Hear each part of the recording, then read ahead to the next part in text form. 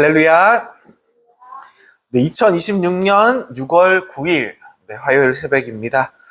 우리 찬송가 597장 찬송하시면서 우리 하나님 아버지께 새벽 예배 올려드리도록 하겠습니다. 찬송가 597장 이전의 주님을 내가 몰라 우리 함께 찬송하도록 하겠습니다. 597장입니다. 597장.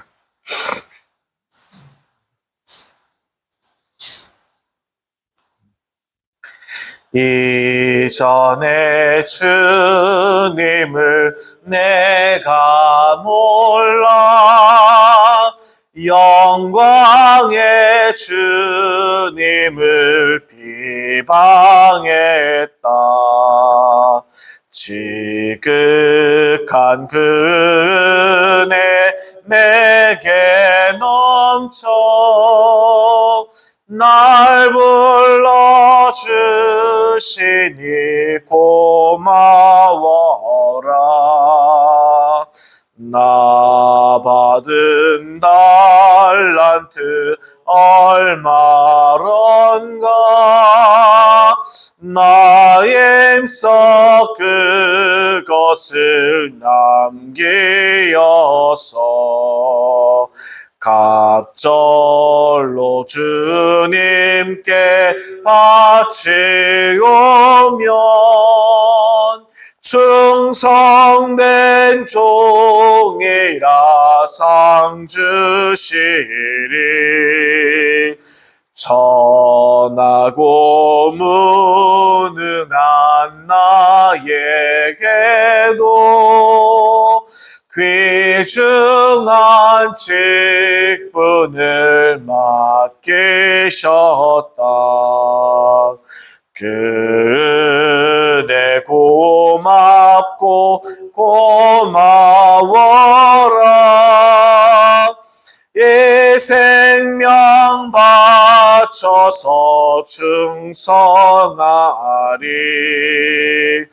나 하는 일들이 하도 적어 큰 열매 눈앞에 안 배여도 주님께 죽도록 충성하면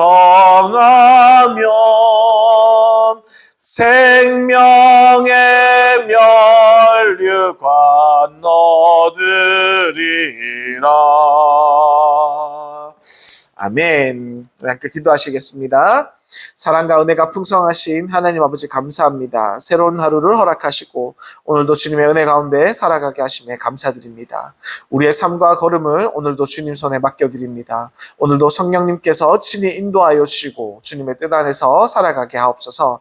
특별히 하나님께서 보내어 주셔서 지난주 구령회 마지막에 잠깐 예배에 참석하셨던 우리 58세 된 박창기 형제님을 위해서 기도드립니다. 형제님의 발걸음을 예배의 자리로 인도하신 하나님께서 그 마음도 친히 붙들어 주옵소서. 세상의 방황과 허무함을 온전히 내려놓고 이제 주님 앞에 나와 하나님 아버지 품으로 돌아오는 은혜를 허락하여 주옵소서. 사랑하는 주님, 탕자가 아버지의 집으로 돌아왔듯이 박창기 형제님도 하나님의 사람을 깊이 깨닫고 주님께로 나오게 하여 주옵소서. 그의 마음에 성령께서 강하게 감동하여 주시고 예수 그리스도를 인격적으로 만나게 하시며 복음의 능력으로 새로운 삶을 시작할 수 있도록 주여 도와주옵소서. 특별히 기도합니다. 다메섹 도상에서 변화된 사도 바울처럼 그의 삶도 변화시켜 주옵소서. 과거의 상처와 죄의 습관을 끊어내게 하시고 예수님께 붙잡힌 사람으로 살아가게 하여 주옵소서. 세상을 따라가는 삶이 아니라 하나님을 기쁘시게 그리고 거룩한 삶을 살아가게 하시고 믿음의 사람으로 굳게 세워 주옵소서. 또한 구세구 문경 영문과 아름답게 연결되게 하여 주옵시고 예배를 사모하는 마음을 날마다 더하여 주옵소서. 말씀과 기도 가운데 성장하게 하시며 충성과 헌신과 봉사의 기쁨을 알게 하여 주옵소서. 하나님께서 맡기시는 사명을 감당하는 귀한 일꾼으로 세워주시고 많은 영혼을 주님께로 인도하는 복된 통로가 되게 하여 주옵소서. 오늘도 우리 구세군 문경영문의 모든 사랑하는 군우들을 붙들어 주옵소서. 우리의 기도가 살아 역사하는 하나님의 능력으로 경험케 하여 주옵소서. 한 영혼을 사랑하시는 주님의 마음을 품고 기도하고 섬기게 하시고 하나님께서 예배하시는 놀라운 구원의 역사를 우리로 보게 하여 주옵소서. 모든 영광 하나님께 올려드리며 우리를 구원하시고 인도하시는 우리 주 예수 그리스도의 이름으로 감사드리며 기도드립니다. 아멘. 찬송가 496장입니다. 496장 새벽부터 우리 사랑함으로써 우리 한 장 더 찬송 드리도록 하겠습니다. 496장 새벽부터 우리 사랑함으로써 우리 함께 또 찬송 드리도록 하겠습니다. 496장입니다. 496장. 새벽부터 우리 사랑함으로써 저녁까지 씨를 뿌려봅시다. 열매 차차 익어 곡식 거둘 때에 기쁨으로 단을 거두리로다. 거두리로다. 거두리로다. 기쁨으로 단을 거두리로다. 거두리로다. 거두리로다. 기쁨으로 단을 거두리로다. 비가 오는 것과 바람 부는 것을 겁을 내지 말고 뿌려봅시다. 일을 마쳐놓고 곡식 거둘 때에 기쁨으로 단을 거두리로다. 아멘. 거두리로다. 거두리로다. 기쁨으로 단을 거두리로다. 거두리로다. 거두리로다. 기쁨으로 단을 거두리로다. 씨를 뿌릴 때에 나지 아니할까 염려하며 심히 애탈지라도 나중 예수께서 칭찬하시리니 기쁨으로 단을 거두리로다.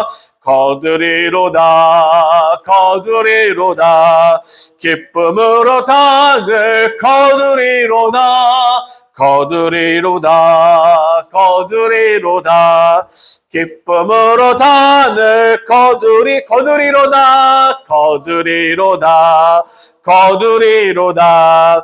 기쁨으로 단을 거두리로다. 거두리로다. 거두리로다. 기쁨으로 단을 거두리로다. 아멘.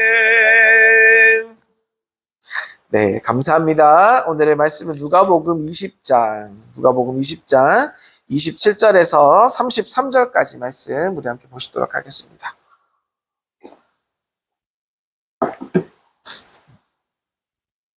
네, 누가복음 20장 27절에서 33절까지 말씀입니다. 제가 먼저 읽겠습니다. 함께 교독하시겠습니다. 부활이 없다고 주장하는 사두개인 중 어떤 사람들이 와서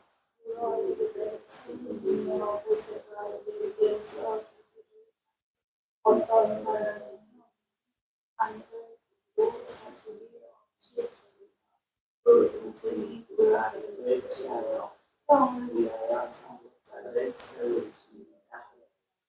그런데 7형제가 있었는데 마지가 아내를 취하였다가 자식이 없이 죽고 그 둘째와 셋째가 그를 취하고 일곱이 다 그와 같이 자식이며 그 후에 여자도 죽었나이다. 7이 다 그를 아내로 취하였으니 부활 때에 그 중에 누구의 아내가 되리까? 아멘. 네. 하나님의 능력을 제한하지 말라라는 제목으로 또 말씀 전하겠습니다. 누가복음 20장은요. 예수님께서 예루살렘 성전에서 종교 지도자들과 마지막 논쟁을 벌이시는 그런 장입니다. 그죠? 계속해서 보고 있습니다. 대제사장들과 서기관들이 예수님의 권위에 대해서 공격하면서 나오는 장면들이 계속 나왔습니다. 그리고 또 지난번에는 세금 문제로 또 함정을 또 파서 예수님을 곤란하게 만들려고 했던 모습도 기억나시죠? 그러나 어땠습니까? 모두 실패하지 않았습니까? 이번에는요, 새로운 그룹이 등장합니다. 바로 사두개인이라고 하는 사람들입니다. 이들은요, 예수님을 공격하기 위해서 매우 어려운 질문을 또 가지고 나옵니다. 겉으로는 신학적인 질문처럼 나오지만, 그러나 실제 목적은 부활은 말이 안 된다, 부활은 말도 안 돼라는 것을 증명하려고 이렇게 하는 것입니다. 오늘의 본문은 단순한 결혼 이야기나 가정 이야기의 본문이 아닙니다.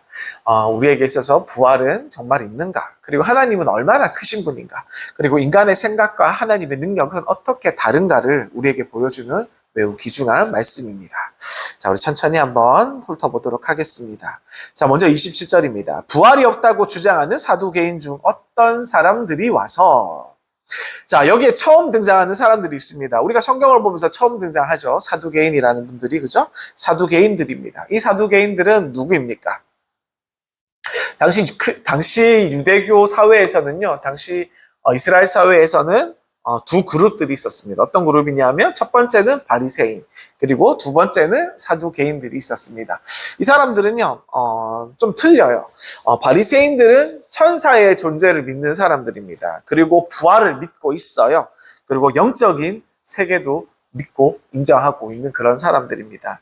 그런데 반면에 사두개인들은요, 어떤 사람들이냐면 천사의 존재를 부정하는 사람들입니다. 천사는 없다 이렇게 얘기하는 사람들이고, 영적 존재에 대해서도 부정하는 사람들입니다. 그러니까 당연히 부활도 존재할 수 없다, 부활도 부정하는 그런 사람들이죠. 자, 왜 부활을 믿지 않았을까요? 사두개인들은요, 성경의 그 당시의 성경은 이 모세오경만 권위 있는 성경으로 인정했습니다. 모세가 직통으로 받은 이 모세오경만 성경으로 인정했기 때문입니다. 그래서 이 모세오경에는 어떻습니까? 부활의 교리가 담겨 있지 않습니다. 명확하게 나타나 있지 않습니다. 그리고 또 이 사두개인들, 당시 이 그룹들의, 이 사두개인에 속해 있는 그런 사람들의 특징은 뭐냐면 대부분이 다 부유한 귀족 계층의 사람들이었습니다. 잘 사는 사람들이 사두개인에 많이 들어가 있었다는 것이죠. 왜냐하면 그 사람들은 또 왜 이렇게 자기의 신앙을 유지했냐면, 잘 산다고 말씀드렸잖아요. 그리고 귀족들이라고 말씀드렸잖아요. 현재 삶에 있어서 만족하기 때문에 영원한 나라, 그러니까 이 천국에 대한 그런 소망이 이렇게 막 간절하지 않았습니다. 약했어요. 이런 마음이 약했습니다. 그러니까 뭐 이런데 뭐 천사들, 영적인 그 우리의 영적인 사회들, 그죠? 영적 존재들, 그리고 부활에 대한 이런 것들에 대해서 별로 관심이 별로 많이 없었던 거죠. 오늘날 사두개인들의 모습은 오늘날 우리의 신앙인들도 많이 비슷한 모습이 있다고 봅니다. 하나님은 믿는다고 하지만 기적은 어떻습니까? 또 잘 믿지 못합니다. 천국은 있다고 믿지만 또 부활은 또 의심하고 있지 않습니까? 예수님이 설마 부활했겠어? 그죠? 다들 이렇게 이야기하는 사람들이 또 많이 있다는 것이죠. 그래서 지금 시대의 사람들을 생각해 보면 신앙을 우리 사람들의 이해하는 그 머리의 한계, 그죠? 이성의 한계에 대해서 가두려고 하는 모습들을 많이 가지고 있습니다. 자, 28절 가보겠습니다. 물어 이르되 선생님이여, 모세가 우리에게 써주기를 만일 어떤 사람의 형이 아내를 두고 자식이 없이 죽으면 그 동생의 그 아내를 취하여 형을 위하여 상속자로 세울지니라 하였나이다. 자, 이렇게 얘기합니다. 모세가 우리에게 써주시기를. 자, 모세의 권위를 가지고, 모세의 율법을 가지고 그 근거로 삼아서 나오고 있습니다. 그죠? 이것은 계대 결혼법이라는 것인데요. 신명기 25장에 잘 나와 있습니다. 형이 죽었는데 자녀가 없으면 동생이 그 형수를 아내로 맞이하여서 형의 가문을 이어주어야 한다는 그런 법입니다. 그죠? 이 당시 사회에서는 매우 중요한 법이었습니다. 이게 왜 필요했냐면요, 고대 사회에서는 이 아들이란 존재가 굉장히 중요하잖아요. 이 아들이 없으면 가문이 끊어지지 않습니까?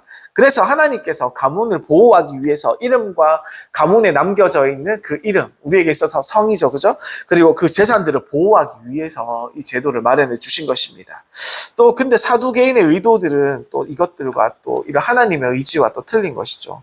이 사람은요, 율법들을 존중해서 율법을 이해하기 위해서 이것을 질문을 가지고 나온 것이 아니라 이 부활했다는 것, 예수께서 부활이 계속 얘기하잖아요. 그 천국에 대한 소망에 대해서 이야기하는 것입니다. 하늘나라에 대해서 이것을 공격하려는 의지가 다분하게 여기 들어있었다는 것입니다. 자, 29절, 32절입니다. 그런데 칠형제가 있었는데 맞이가 아내를 취하였다가 자식이 없이 죽고, 그죠? 그 둘째가 셋째가 그를 취하고 일곱이 다 그와 같이 자식이 없이 죽고, 그 후에 여자도 죽었나이다. 자, 말도 안 되는 이야기를 가지고 옵니다. 극단적인 예를 들기 시작했어요. 첫째 형이 결혼했습니다. 아들 없이 죽었어요. 둘째 형이 또 형수를 맞이했습니다. 그런데 둘째도 죽습니다. 자, 셋째도, 넷째도, 다섯째도, 여섯째도, 일곱째도 똑같이 죽습니다. 그리고 나서 시간이 흘러서 이 여인도, 이 여자도 죽는다는 거죠. 근데 이게 실제 사건입니까? 실제로 이런 일이 있을 수 있습니까? 아주 희박하게 있을 수도 있겠죠. 그러나 거의 불가능한 일이지 않습니까? 거의 확실하게 가상의 머릿속으로 꾸며낸 이야기지 않습니까? 근데 왜 이런 말도 안 되는 이야기를 했을까요? 왜냐하면 부활 교리를 조롱하기 위해서 이걸 가지고 나온 것입니다. 당시 사두개인들은 이런 식의 논쟁을 즐겨했습니다. 부활이 있으면 한번 증명해봐. 한번 우리에게 설명해봐. 천국에서는 누가 아내가 되냐 말이다. 이러면서 이런 것에 대해서 막 서로 의논하고 따지고 이런 것들을 좋아했습니다. 이것은요, 진지한 질문이 아니에요. 하나님께, 우리 예수님께 들고 나와서 우리 천국에 대해서, 부활에 대해서 물어보는 그런 진지한 질문이 아닙니다. 비웃기 위한 조롱에 가까운 질문이라는 것입니다. 우리가 여기서 이 사두개인들에 대해서 중요한 사실을 깨달아야 됩니다. 이 사두개인들은 부활을 이해하지 못했다는 것입니다. 이들의 머릿속으로는 부활이 이해되지 않았습니다. 이 사람들은요, 부활을 단순히 현재의 삶, 지금에 있는 삶을 연장되는 거라고 생각했습니다. 부활은 근데 어떻습니까? 완전 차원이 틀리지 않습니까? 하나님께서 준비하신 부활은 완전한 새로운 차원의 부활입니다. 우리가 지금까지 꿈꿔왔던 그런 것들도 완전히 틀릴 수도 있다는 것이죠. 너무 안타깝습니다. 자, 33절입니다. 일곱이 다 그를 아내로 취하였는데 부활 때 그 중에 누구의 아내가 되리까? 자, 드디어 중요한 질문이 나왔습니다. 드디어 함정 질문이 나왔습니다. 함정에 빠뜨리기 위한 질문이요. 일곱이 다 그 아내로 취하여서, 그죠? 말도 안 되는 이야기합니다. 부활 때에 그 중에 누구의 아내가 되겠습니까? 그죠? 사두개인들의 이 단순한 계산은 이렇습니다. 부활이 있다면 여자는 7 남편을 가져야 된다는 것이죠. 그렇다면 모순되지 않느냐는 것입니다. 그러므로 부활은 없다고 이렇게 얘기하는 거죠. 얼마나 유치합니까? 이것들이 사두개인들의 논리였습니다. 근데 문제는 무엇이냐면요. 이 사두개인들은 부활을 현재의 지금 살아가는 세상의 기준으로 바라보고 있다는 것이에요. 이해를 못하고 있다는 것이죠. 이것이 사두개인들에 있어서 가장 큰 오류였다는 것입니다. 하나님의 나라는 현재 세상의 막 복사본으로 우리에게 주어지는 것이 아닙니다. 오늘 세계에 살아가는 이 세계가 그대로 이어져, 우리가 죽었다고 그대로 이어지는 게 말도 안 되는 것이죠. 하나님은요, 인간의 상상을, 인간의 계산을, 인간의 생각을 완전히 뛰어넘습니다. 초월하여서 우리를 위하여서 오늘도 일하고 계신다는 것을 우리는 기억해야 될 줄 믿습니다. 그거는 안 될 거야. 이거는 불가능해. 그거는 말도 안 돼. 사람들이 종종 이렇게 말하죠. 하나님의 역사에 대해서. 사두개인들도 똑같았습니다. 이 사람들은요, 이 사두개인들은 하나님의 능력을 믿지 못하고 있었다는 것을 이 질문을 통해서 고스란히 다 드러내 보이고 있다는 것입니다. 이 본문 속에 숨겨진 문제입니다. 사두개인들의 문제는 부활을 모른다는 것입니다. 받아들일 수가 없었다는 것이죠. 하나님의 능력을 믿지 않는 것이 아니라 이 사람들은 성경을 읽었지만 하나님을 작게 만들었습니다. 축소해서 자기 머릿속의 생각만큼 축소해서 여겼다는 것이죠. 그래서 예수님께서 이어지는 본문은 너희가 성경도 모르고 하나님의 능력도 모른다는 뜻의 말씀을 하시는 것이 나오게 됩니다. 오늘 본문의 핵심의 메시지는 사두개인들은 인간의 논리로 하나님의 능력을 이해하려고 했고 하나님의 능력을 제한하였습니다. 이것이 문제죠. 그러나 하나님은 우리의 생각을, 인간의 모든 상상을 초월하는 분이시라는 것을 우리가 다시 한번 기억하시기를 축복드립니다. 부활은 인간의 계산으로 설명되는 것이 아닙니다. 하나님의 나라도 마찬가지고요. 하나님의 능력으로 이루어지는 것인 줄 믿으시길 바랍니다. 하나님을 믿는다고 하면서 하나님의 능력을 제한할 수 있습니다. 우리의 삶의 모습들이 그래요. 이 사두개인들의 모습을 보면서 우리는 다를 바가 없다 이렇게 생각하시면 안 되고 우리에게 주어지는 경고의 말씀으로 받아들이고 우리가 하나님의 능력을 제한하시지 마시기를 부탁드립니다. 그리고 성경 지식과 믿음은 다릅니다. 우리가 많이 알아도요. 우리가 많이 안다고 하더라도 믿지 않을 수가 있어요. 그래서 우리는 늘 우리의 마음을 우리의 생각을 경계하고 있어야 됩니다. 우리가 아는 것과 우리의 행동하는 것들, 그리고 우리 입술에 고백되는 것이 다 틀리게 나올 수 있다는 것입니다. 인간의 이성은 하나님의 능력을 다 이해할 수 없습니다.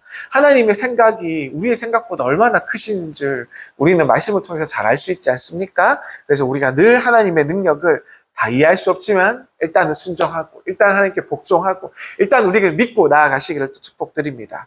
그리고 부활은요, 기독교 신앙의 핵심입니다. 이 부활이 없으면 예수 그리스도는 없습니다. 우리에게 부활이 없으면요, 우리에게 주어지는 오늘날의 복음도 없다는 것입니다. 우리는 부활을 믿어야 될 줄 믿습니다. 그리고 우리에게 있어서 신앙은요, 사람들이 많이 비웃죠, 세상 사람들이. 그러나 조롱의 대상이 아니라 우리의 믿음이 대상이 되어야 될 것입니다. 우리의 모습들을 이렇게 진리를 찾아서 노력하는데, 하나님의 말씀을 찾고 하나님의 뜻을 발견하려고 이렇게 매일매일 삶에서 노력하는데, 이 사두개인들 어떻습니까? 진리를 찾지 않는 모습을 보여주지 않습니까? 우리가 다른 삶의 모습을 살아야겠고요. 하나님께서는 현재의 세계를 넘어서는 새 창조를 준비하고 계신다는 것을 기억하십시오. 지금을 또 하늘나라를 계속 만들어 가시고 계시지 않습니까? 부활의 삶은 지금과 완전히 다르다는 것입니다. 우리가 하늘나라를 늘 소망하고 늘 마음에 기대하면서 살아가시길 소망합니다. 그리고 믿음은 계산이 아니라 신뢰하는 것입니다. 하나님의 능력을 온전히 신뢰하시기를 주님의 이름으로 축복드립니다. 자, 마지막으로 말씀드리면요, 이 사두개인들은 인간의 논리로 부활을 부정했지만 하나님은 우리의 생각과 한계를 뛰어넘어서 역사하시는, 우리를 위한 전능하신 우리 하나님 아버지시라는 것을 기억하시기를 소망드립니다. 기도하시겠습니다.